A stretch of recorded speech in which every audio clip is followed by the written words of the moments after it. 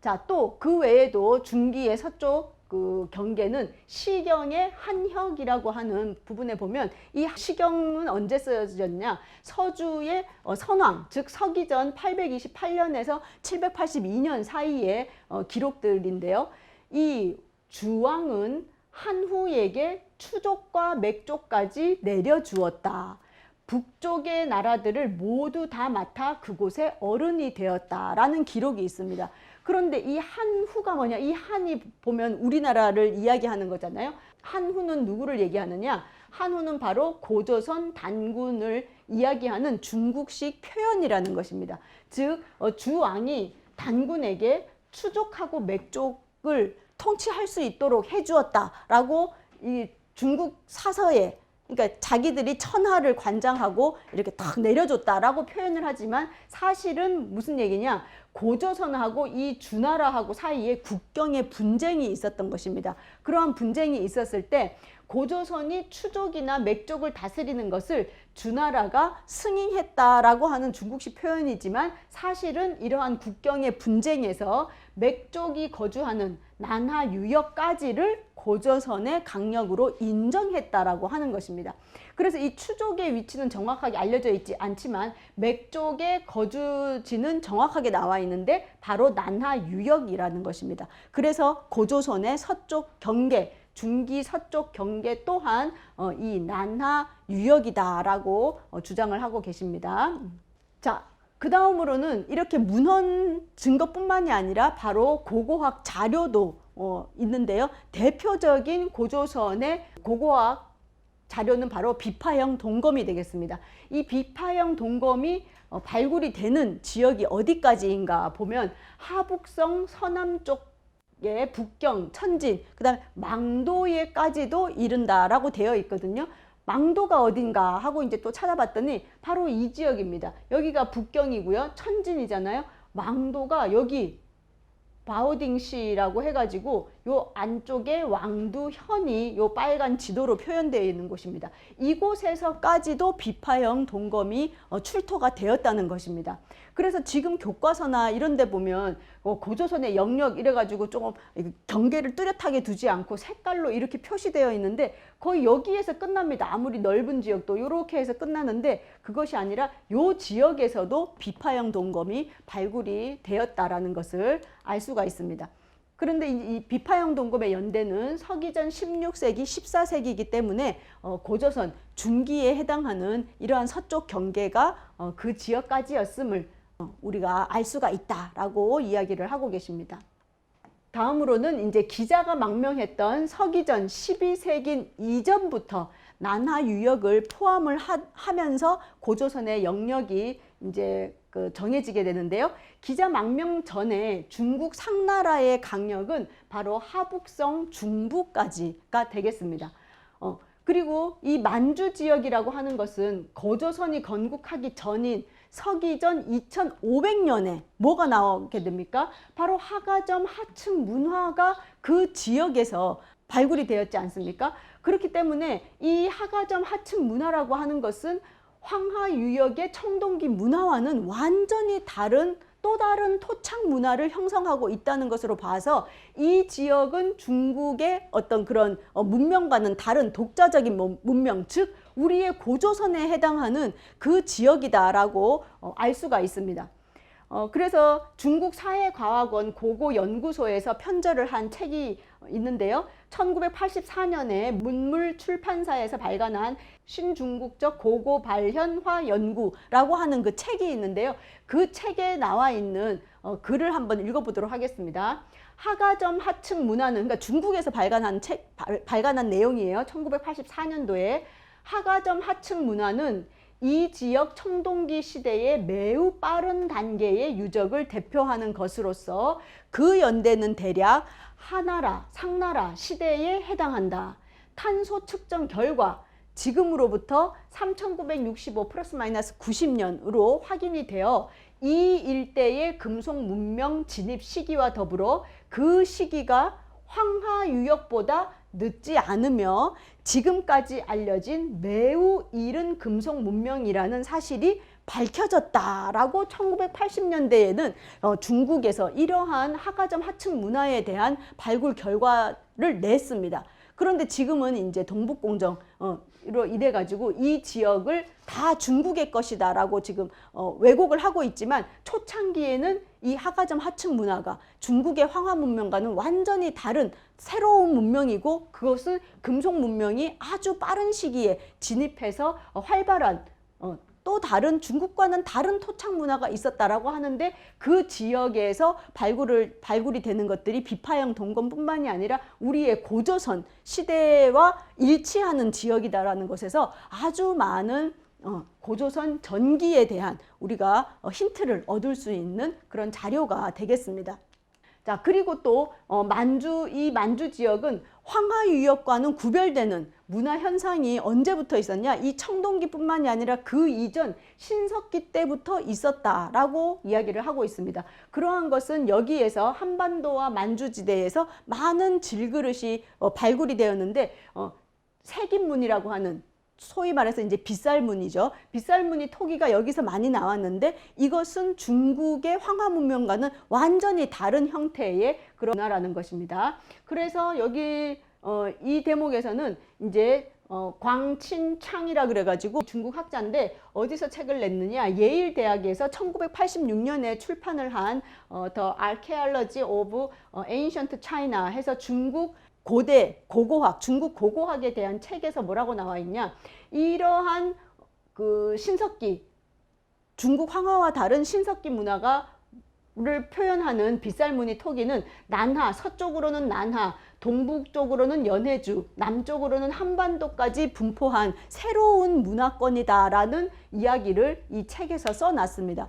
그리고 이 이후로 신석기 후기에 와서는 이 지역에 바로 돌무지 무덤, 중국에서는 볼 수 없는 독특한 돌무지 무덤이라든지 돌상자 무덤, 돌널 무덤, 고인돌 무덤, 이러한 무덤들이 발굴이 되는 지역이 바로 이러한 만주 지역, 즉 우리가 생각하는 이 고조선 지역에서 중국 황하와는 또 다른 그런 문화들이 발굴이 된다라고 이야기를 하고 있습니다.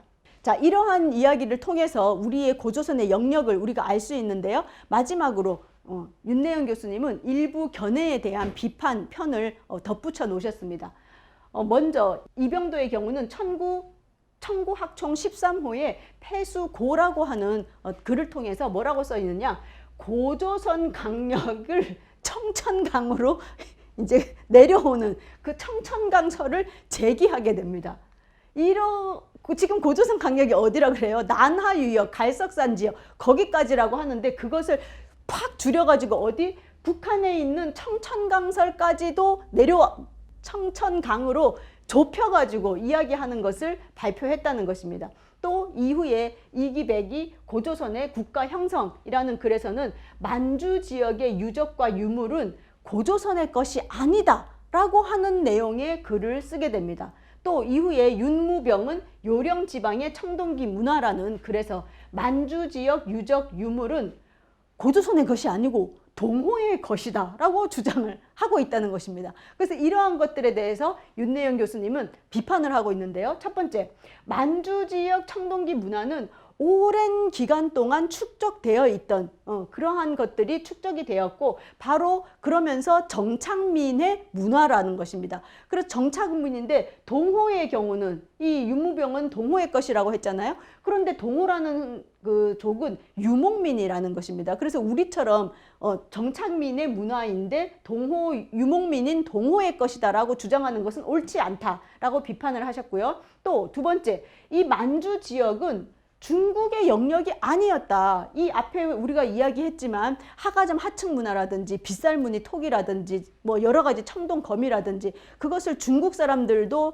이야기했듯이 황하와는 완전히 다른 문화다라고 얘기했기 때문에 이 만주 지역이 중국의 것이었다라는 것은 옳지 않다라고 이야기를 하셨고요. 또 이러한 것의 문헌 증거는 사기 진시황 기에 보면 고조선과 진제국 국경이 접해 있다라든지, 회남자 인간훈에 의하면 진제국이 성을 쌓았는데 동쪽은 조선과 연결되어 있다라든지, 이러한 것들로 봐서 진장성이 쌓여져 있는 그 바깥쪽에 이루어진 만주 지역과 그 한반도 북부 지역의 영역은 중국의 것과는 전혀 상관없는 우리 한민족의 고유한 고조선의 영역이었다라는 것을 알 수 있다라고 비판을 하고 계십니다.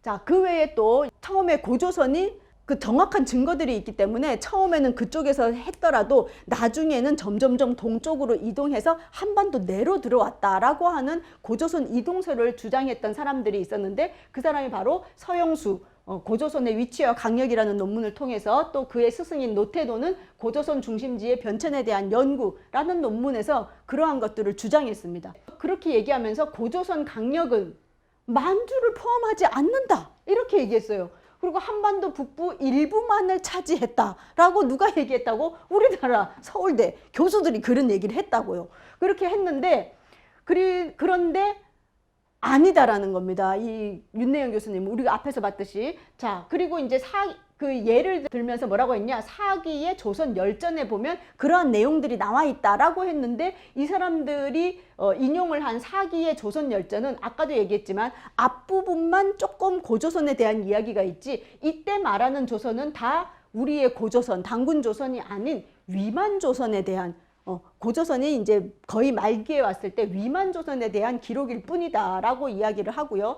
또 여기에서 요동의 위치를 비정했는데 아까 앞에서도 얘기했지만 지금의 요동이 아니라 그 난하유역 갈석산 있는 지역이 요동이었기 때문에 이 요동의 위치에 대한 비정을 오류를 일으켜서 이러한 주장을 하고 있다라고 이야기를 하시면서 비판을 하고 계십니다. 그래서 위만 조선이 건국되었을 때, 즉 서한 초기 그때까지 난하유역 동쪽으로 이동한 적이 전혀 없다라는 이야기를 하고 계십니다.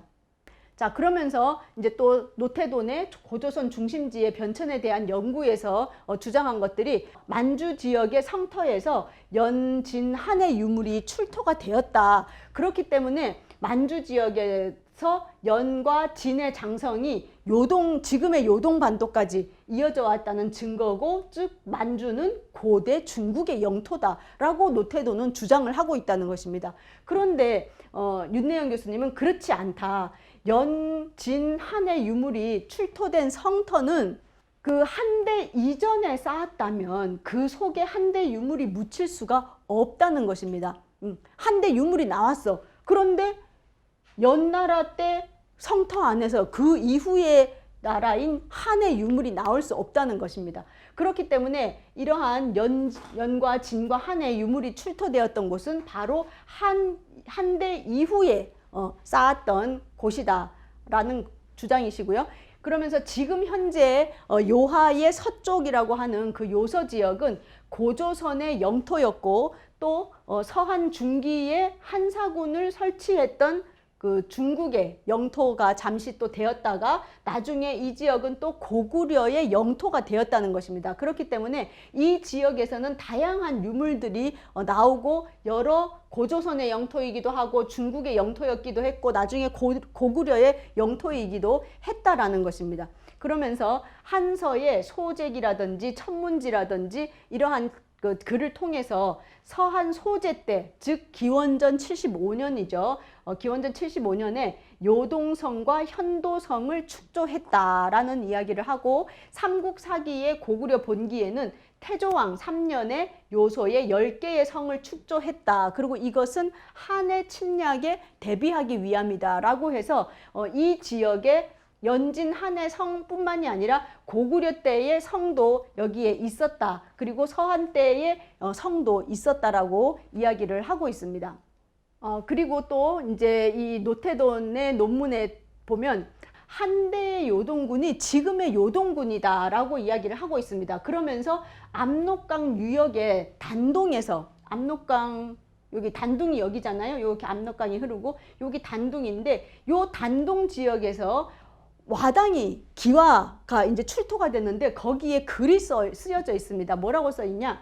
안평락 미양이라고 하는 글이 써 있는데 바로 이 단동이 한대 요동군의 서안평현이 바로 이 지역이다라고 얘기합니다. 여기 안평이 쓰여 있잖아요. 이 안평이 있기 때문에 요동군 서안평현의 그 안평이다라고 자기 마음대로 추정을 한 거예요. 서안평이라고 쓰인 것도 아니고 그냥 안평이라고 써있는데 이 안평이 바로 요동군의 서안평이다. 이렇게 주장을 하고 있다는 것입니다. 그런데 이러한 주장은 제일 먼저 누가 한 것이냐? 중국이 1980년에 주장을 했어요. 그러다가 일본 학자가 1987년에 이 중국의 주장을 그대로 받아들여서 주장을 하게 됩니다. 그런데 이제 1990년대에 와서 이 노태돈이 다시 이걸 강조하면서 바로 요동군의 위치가 지금 압록강 유역까지 단동까지 왔다라고 주장을 하는데 윤내영 교수님은 그렇지 않다라고 이야기하십니다. 왜냐? 한대의 기록, 그러니까 그 이전의 기록들을 보면 사기라든지 한서라든지 이러한 때의 기록을 보면 한대의 요동군은 아까도 우리가 봤지만 난하 유역을 이야기한다라고 합니다. 지금의 단동 압록강 유역이 아니다. 그리고 이 안평랑 미양이라는 말은 평안함과 즐거움이 아직 다하지 않았다. 그래서 계속 된다 이 말이에요. 편안하고 즐거움이 끝나지 않았어. 지금까지 이어진다라고 하는 그런 길상을, 그러니까 좋은 일이 있기를 원하는 그런 길상구라는 겁니다. 길상구. 그래서 그 외에도 이 안평랑 미양뿐만이 아니라 장생미양이라든지 장랑미양이라든지 이러한 기와들은 이렇게 많이 나타난다는 겁니다. 여기서 보면 이제 안평락 미앙이라고 하는 이 와당이 나왔는데 이런 것뿐만이 아니라 장락 미앙이라든지 이런 것들을 많이 기와에다가 좋은 일이 일어나기를 바라는 그러한 기와들이 많이 있다는 겁니다. 최근에는 반지라든지 도장이라든지 이런 게 얼마든지 많이 나오는 것이고 이러한 것들은 다른 지역에서도 많이 출토가 되는데 이 안평랑 미양을 어떻게 요동군의 서안평이라고 그렇게 억지 주장을 하느냐. 만약 서안평이 지명이라고 하더라도 안평의 서쪽이 과연 그럼 어느 지역이냐. 그러한 이야기를 하시면서 이 노태돈의 주장은 터무니없는 주장이다라는 말씀을 하고 계십니다.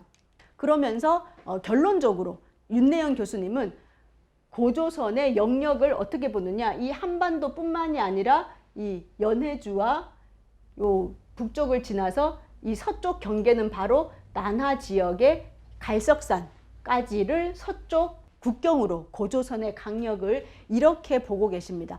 그러면서 마지막으로 이렇게 지금까지 뭐 요동의 개념이라든지 중국 장성의 위치라든지 그러한 것들을 그 중국의 초기의 기록물들을 통해서 우리가 많이 보아왔고 그 외에도 우연인지는 모르겠지만 일제강점기 때 만주국을 일본이 괴뢰국을 이제 만들잖아요. 그때 국경이 어디였냐? 바로 이 난하를 중심으로 하는 이 지역을 일본이 국경으로 삼았다라는 것은 우리 고조선에 대한 강력, 우리 조선에 대한 인식, 우리 한민족에 대한 국경의 인식이 어디까지였는지를 우연이라도 알 수 있는 부분이 아닌가라고 이야기를 하시면서 고조선의 강력에 대해서 이렇게 주장을 하셨습니다. 오늘은 여기까지 이야기하고 다음 시간에 폐수에 대해서 알아보도록 하겠습니다. 감사합니다.